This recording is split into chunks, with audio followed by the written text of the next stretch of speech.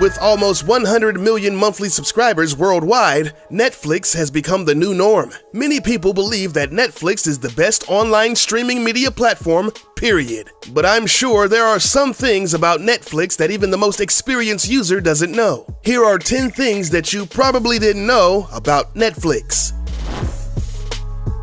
The Netflix founders Reed Hastings and Mark Randolph worked together under Hastings' software development firm. They wanted to sell items over the internet similarly to Amazon. After a lot of brainstorming, they decided DVD movies were the way to go. They invested a cool $2.5 million to start up the company, and in 1997, Netflix was born. Although today, Netflix is loved for its streaming content, the founders initially had consumers only renting DVDs by mail. The streaming option wasn't ready until 2007. It's often said that Hastings started the whole business because he was fined $40 in late fees for an Apollo 13 VHS he forgot to return to the video store. Even though it sounds like the perfect backstory, it hasn't been proven to be true. Netflix hasn't always been Netflix. The founders had a bit of a hard time deciding on what to name their new company. The founders considered names like DirectPix.com, Replay.com, and even Luna.com, the name of Randolph's dog. At one point, they named it Kibble.com until they could come up with something more permanent. The two finally decided on a combination of internet and flicks, thus Netflix. For a short time, they fiddled with a rebranding concept that changed one part of the company's name to Quickster. They were trying to make a full transition from DVD sales to online streaming, but customers were extremely confused and annoyed. They would have to create two separate accounts, forcing people to use Netflix for streaming and Quickster for DVD rentals. The split caused so much confusion and uncertainty for customers that Quickster was cut and Netflix remained.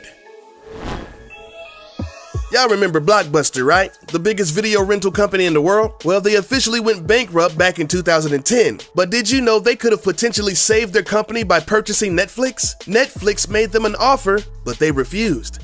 Big mistake. For a mere $50 million, Blockbuster would have had full ownership. Instead, they chose to partner with Enron. Yes, that Enron, the corporation that was caught up in the 2001 accounting scandals. Yeah, that was their second mistake. Enron ended their partnership months after the initial deal. Blockbuster must have realized the error in their ways. They tried to compete with Netflix by introducing a DVD by mail service in the United States, only to be sued by Netflix for the stolen idea. Blockbuster's profits started to slowly decline.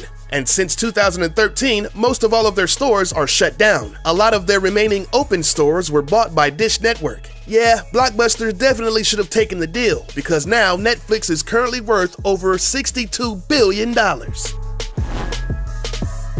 Weird, creepy, and downright strange are words we can use to describe Netflix's very first original series. It's titled Example Show. To us, it may be pointless footage, but for Netflix, it's part of their company's method to ensure their success, because sometimes they have to make videos just to test new video formats. The Netflix Example Show is a disturbing 11-minute video. It includes scenes of constant running fountain water, and a random guy juggling, jogging, doing cartwheels, the moonwalk, and reciting Shakespeare. These test videos are the hidden gems of the Netflix website. Also, if you type test patterns under the Netflix search bar, you'll find a 2-hour-long test video with a cute little girl in the middle. Turn on English subtitles if you really want to get a laugh. If you take a quick look at the Urban Dictionary under Netflix and chill, you will find out it pretty much stands for booty call. Although the phrase didn't initially take on that meaning, it has quickly gained popularity on social media. The first person to ever use the phrase was the Twitter handle @NoFaceNina in 2009. She tweeted, "I'm about to log into Netflix and chill for the rest of the night." At that point, it was an innocent phrase, but by 2014, a portion of the Twitter community retweeted it and turned it into a dirty euphemism that we all know today. The new meaning of the phrase started to spread like wildfire, and pretty soon, all of social media was quick to run with it. So, if someone wants to Netflix and chill with you, don't ask them what movie they want to see, because that ain't what it means. Netflix had its own original award show called the Flixies in 2013. It allowed customers to showcase their Netflix watching habits. People could vote on multiple categories like Best Bromance, Best Guilty Pleasure, and Best TV Marathon. They could even suggest their own categories through the website. It was specifically for users to cast their votes and ideas online. The winners of each category were announced on March 11th of 2013. However, the Flixies didn't last long. Netflix didn't take the award show too seriously, and they discontinued it after the first year.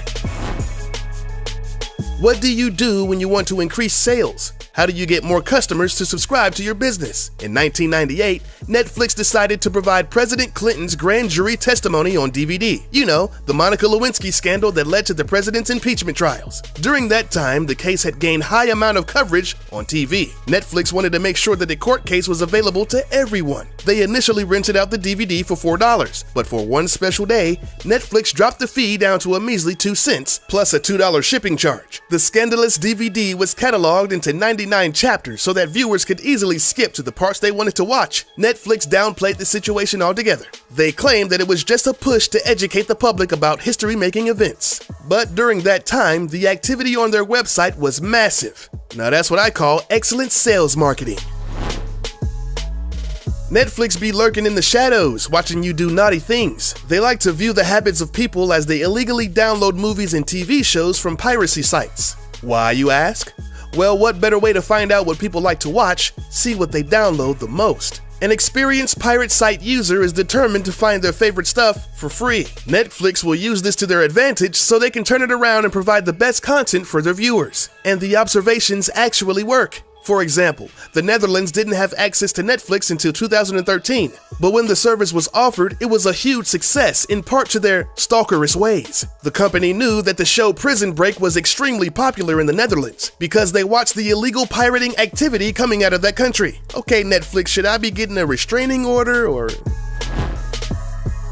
In 2012, a chief content officer at Netflix stated that Canada has third world access to the internet. According to his standards and apparently everyone else's, Canadian broadband is really bad. He went as far as to say that it's a human rights violation. Extremely low bandwidth caps, exorbitant fees, plus copyright and licensing issues are daily internet dilemmas for Canadians surfing the web. That makes it pretty difficult for Netflix. How can anyone stream under these conditions? Canadians use the internet just as much as anyone else in the world. You would think that their coverage is first class. Unfortunately, the issue is still a hot topic in Canada. Even though there are multiple internet service providers, the situation seems to be the same. Customers are still waiting for better service so they can stream their favorite movies.